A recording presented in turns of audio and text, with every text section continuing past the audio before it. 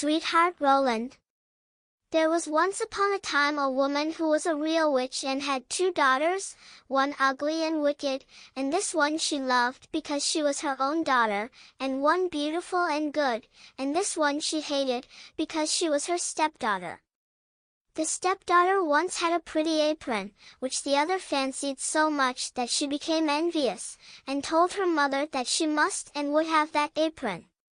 "Be quiet, my child," said the old woman, "and you shall have it. Your stepsister has long deserved death. Tonight when she is asleep I will come and cut her head off. Only be careful that you are at the far side of the bed, and push her well to the front."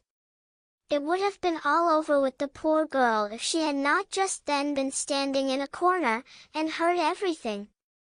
All day long she dared not go out of doors, and when bedtime had come, the witch's daughter got into bed first, so as to lie at the far side, but when she was asleep, the other pushed her gently to the front, and took for herself the place at the back, close by the wall. In the night, the old woman came creeping in. She held an axe in her right hand, and felt with her left to see if anyone were lying at the outside, and then she grasped the axe with both hands, and cut her own child's head off.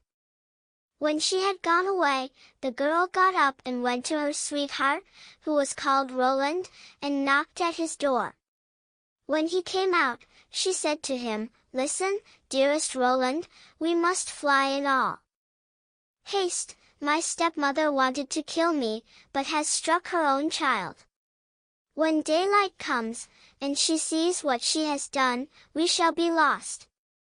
"But," said Roland, "I counsel you first to take away her magic wand, or we cannot escape if she pursues us." The maiden fetched the magic wand, and she took the dead girl's head and dropped 3 drops of blood on the ground, one in front of the bed, one in the kitchen, and one on the stairs. Then she hurried away with her lover. When the old witch got up next morning, she called her daughter, and wanted to give her the apron, but she did not come.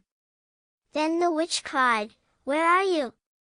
"Here, on the stairs, I am sweeping," answered the first drop of blood. The old woman went out, but saw no one on the stairs, and cried again, "Where are you?" "Here in the kitchen, I am warming myself," cried the second drop of blood. She went into the kitchen, but found no one. Then she cried again, "Where are you?" "Ah, here in the bed, I am sleeping," cried the third drop of blood. She went into the room to the bed. What did she see there? Her own child, whose head she had cut off, bathed in her blood. The witch fell into a passion, sprang to the window, and as she could look forth quite far into the world, she perceived her stepdaughter hurrying away with her sweetheart Roland.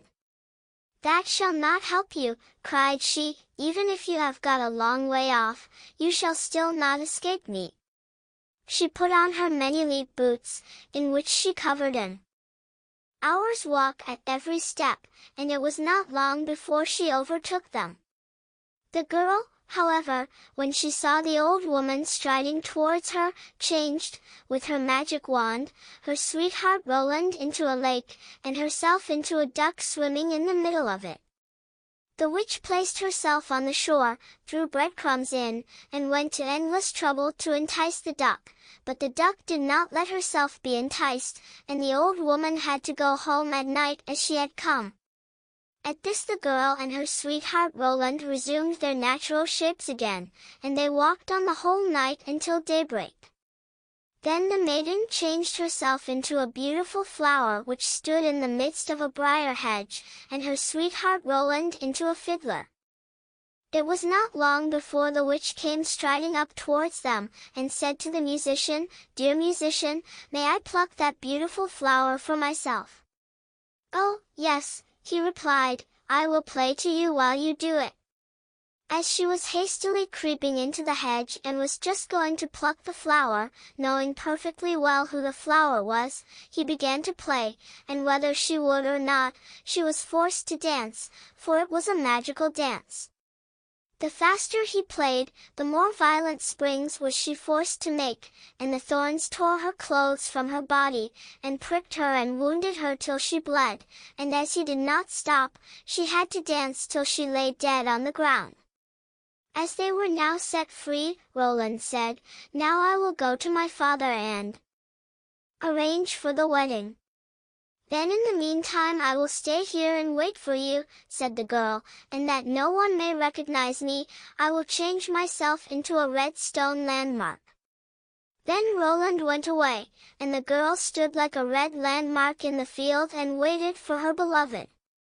But when Roland got home, he fell into the snares of another, who so fascinated him that he forgot the maiden. The poor girl remained there a long time, but at length, as he did not return at all, she was sad, and changed herself into a flower, and thought, "Someone will surely come this way, and trample me down." It befell, however, that a shepherd kept his sheep in the field and saw the flower, and as it was so pretty, plucked it, took it with him, and laid it away in his chest. From that time forth, strange things happened in the shepherd's house. When he arose in the morning, all the work was already done, the room was swept, the table and benches cleaned, the fire in the hearth was lighted, and the water was fetched, and at noon, when he came home, the table was laid, and a good dinner served. He could not conceive how this came to pass, for he never saw a human being in his house, and no one could have concealed himself in it. He was certainly pleased with this good attendance, but still at last he was so afraid that he went to a wise woman and asked for her advice. The wise woman said, "There is some enchantment behind it.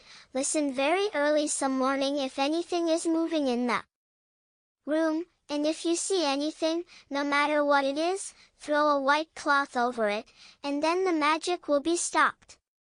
The shepherd did as she bade him, and next morning just as day dawned, he saw the chest open, and the flower come out. Swiftly he sprang towards it, and threw a white cloth over it. Instantly the transformation came to an end, and a beautiful girl stood before him, who admitted to him that she had been the flower, and that up to this time she had attended to his housekeeping. She told him her story, and as she pleased him he asked her if she would marry him, but she answered, no, for she wanted to remain faithful to her sweetheart Roland, although he had deserted her. Nevertheless, she promised not to go away, but to continue keeping house for the shepherd. And now the time drew near when Roland's wedding was to be celebrated, and then, according to an old custom in the country, it was announced that all the girls were to be present at it, and sing in honor of the bridal pair. When the faithful maiden heard of this, she grew so sad that she thought her heart would break, and she would not go thither, but the other girls came and took her. When it came to her turn to sing, she stepped back, until at last she was the only one left, and then she could not refuse. But when she began her song, and it reached Roland's ears, he sprang up and cried, "I know the voice, that is the true bride, I will have no other."